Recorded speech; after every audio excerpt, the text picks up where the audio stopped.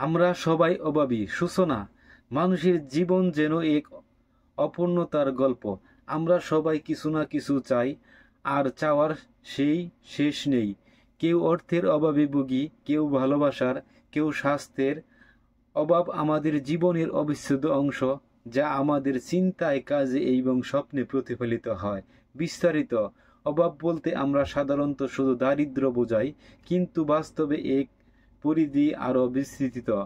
ধনী ব্যক্তিরা অর্থের অভাবে না থাকলেও মানসিক শান্তি বা ভালো সম্পর্কের অভাব অনুভব করেন। ছাত্ররা জ্ঞানের অভাবে ভুগে, চাকরিজীবীরা সময়ের অভাবে, কেউ সাফল্য খুঁজে বেড়ায়, কেউ সম্মান। এভাবেই জীবন আমাদের সামনে নতুন নতুন চাহিদার তালিকা সাজিয়ে রাখে। অভাব কিন্তু এক অর্থে আমাদের জন্য আশীর্বাদ।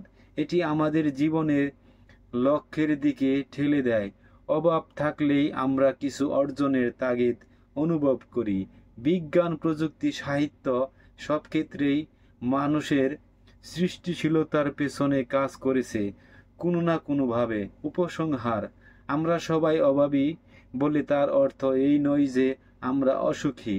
অভাব থাকবেই, কিন্তু সেটাই আমাদের এগিয়ে নিয়ে যাওয়ার শক্তি। যদি আমরা যা নেই তা নিয়ে শুধু হাহাকার করি, তবে জীবন অর্থহীন হয়ে পড়বে। বরং যা আছে তা উপভোগ করাই প্রকৃত সুখের চাবিকাঠি। অভাবকে গ্রহণ করুন, তাকে জয় করাই আমাদের আসল সাফল্য।